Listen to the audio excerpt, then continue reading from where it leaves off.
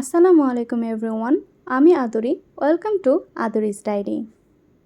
আজকে আমি আপনাদেরকে তৈরি করে দেখাবো পারফেক্ট জর্জরে জর্দা সেমাই। সামনে যেহেতু ঈদ চলে এসেছে আর আমরা ঈদের সকালে কিন্তু মিষ্টি দিয়েই শুরু করি। আর সেই মিষ্টির জায়গায় যদি থাকে এরকম একটা পারফেক্ট জর্জরে জর্দা সেমাই, তাহলে কেমন হয় বলুন তো। চলুন তাহলে আজকে আমার এই রেসিপিটি আপনাদের সাথে শেয়ার করব। সেই সাথে আমি কিছু টিপস আপনাদেরকে শেয়ার করব, যাতে করে আপনাদের এই সেমাইটা একদম পারফেক্ট হয়। অনেকের এই সেমাই নিয়ে অনেক ধরনের প্রশ্ন থাকে। আপু, আমার সেমাইয়ের ভিতরে দানা দানা ভাব থাকে, এটা কোনোভাবেই সেদ্ধ হতে চায় না, এটার কারণ কি? চলুন তাহলে আজকের আমার এই ভিডিওটি আপনাদের জন্য। সেমাই রান্না করার জন্য আমি এখানে ফ্রাই প্যান বসিয়ে দিয়েছি এবং এখানে আমি 3 টেবিল চামচের মতো ঘি দিয়ে দিচ্ছি। পরবর্তীতে আমি আরও ঘি দেবো, সেটা পরে একদম লাস্টে। এখন আপাতত আমি এখানে 3 চামচের মতো ঘি দিয়েছি, ছোট চামচের।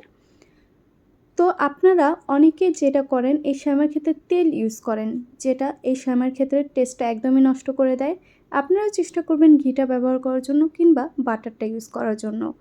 তারপর আমি এই সেমাইয়ের ভিতর দিয়ে দিচ্ছি কিছুটা কাঠবাদাম এবং কিশমিশ, যেটা আমি এই ঘিয়ের ভিতরেই ভেজে নেব। সেই সাথে দিয়ে দিচ্ছি 2টার মতো তেজপাতা, একটা এলাচ এবং একটা দারচিনি। এবং এটা এখন আমি একটু সামান্য এই ঘিটার ভিতরে ভেজে নেব, যাতে করে এটার স্মেলটা খুবই সুন্দর আসে। এবং যখন আমরা বাদাম এবং কিশমিশটা কামড় দেব, তখন যেন এর ভিতর থেকে ঘিয়ের যে স্মেল রয়েছে সেটা বের হয়ে আসে। তারপর ঘিয়ের সাথে আমি সেমাইটাকে একটু ভেজে নেব, যার কারণে আমি সেমাইটা দিয়ে দিচ্ছি। আমি এখানে লম্বা লাল সেমাইটা ব্যবহার করেছি। আপনারা এটা যে কোনো ব্র্যান্ডের ব্যবহার করতে পারেন, কোনো সমস্যা নেই। এখন যেটা করতে হবে, আপনাদেরকে এই সেমাইটা একটু ছোট ছোট টুকরো করে দিতে হবে। এতে করে দেখা যাবে যে এই সেমাইটা খুব সুন্দর করে ভাজা হবে, যেটা আমি প্রথমে করতে ভুলে গিয়েছিলাম। পারফেক্ট জর্জরে সেমাই যদি আপনারা চান, তাহলে এই সেমাইটাকে খুব সুন্দর করে ভেজে নিতে হবে। এতে করে এই সেমাইটা পরবর্তীতে খুবই ঝরঝরে এবং পারফেক্ট হবে। এই মুহূর্তে আমি সেমাইটাকে খুব সুন্দর করে একদম লালচে করে ভেজে নিচ্ছি। এতে করে কিন্তু আমার এই সেমাইয়ের টেস্ট হাজার গুণে বেড়ে যাচ্ছে। তারপর যখন সেমাইটা একদম লালচে হয়ে যাবে, ঠিক আমি এর ভিতরে দিয়ে দিচ্ছি প্রায় 2 কাপের মতো পানি। প্রথমে আমি 1 কাপ পানি দিয়েছি, পরবর্তীতে আমি আরও 1 কাপ পানি দেব। এতে করে কিন্তু আমার এই সেমাইটা পারফেক্ট হবে। যেহেতু আজকে আমি 2 প্যাকেট সেমাই ব্যবহার করেছি, তাই এখানে আমি 2 কাপের মতো পানি ব্যবহার করেছি, যেটা আমি একবারেই আপনাদেরকে বলে দিচ্ছি যে আমি এখানে আজকের 2 কাপের মতো পানি ব্যবহার করেছি। অনেকের যেটা সমস্যা থাকে যে এই সেমাইটা ভিতরে একটু দানা দানায় থাকে, সেটার কারণ কি? সেটার কারণ আপু, আপনারা পানিটা কম দেন, যেটা আপনারা প্রথমে বুঝতে পারেন না। কিন্তু আমি আপনাদেরকে একটা টিপস বলি, যেটা যে আপনারা যখন দেখবেন সেমাইটা একটু দানা দানা রয়েছে, সেক্ষেত্রে আরেকটু পানি দিয়ে দিবেন, তাহলে দেখবেন এটা খুব সুন্দর করে সেদ্ধ হয়ে যাবে। তারপর আমি এখানে দিয়ে দিচ্ছি 1/4 কাপের মতো চিনি আর প্রায় হাফ চা চামচের মতো লবণ। লবণটা অবশ্যই দিবেন, এতে করে আপনাদের এই সেমাইটা সেদ্ধ হওয়ার ক্ষেত্রে খুবই ভালো কাজ করবে।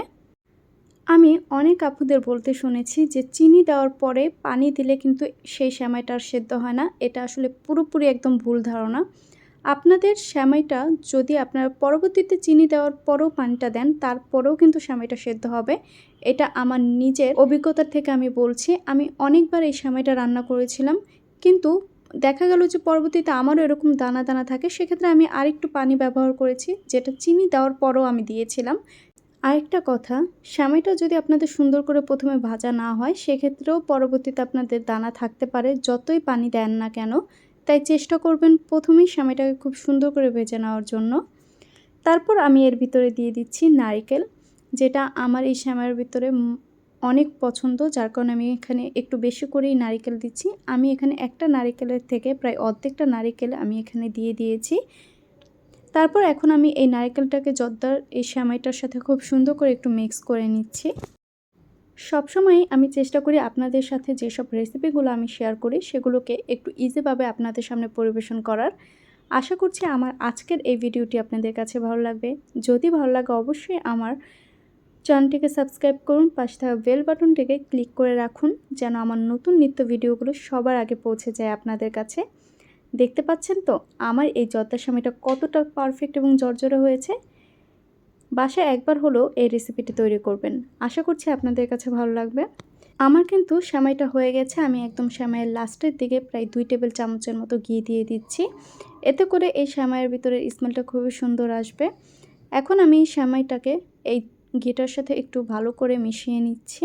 আমার এই রেসিপিটি যদি আপনাদের কাছে ভালো লাগে অবশ্যই আপনারা বাসায় একবার হলেও এটা ট্রাই করে দেখবেন। আশা করব আপনারা খুবই পারফেক্টভাবে বাসায় তৈরি করে নিতে পারবেন আমার এই রেসিপি দেখে।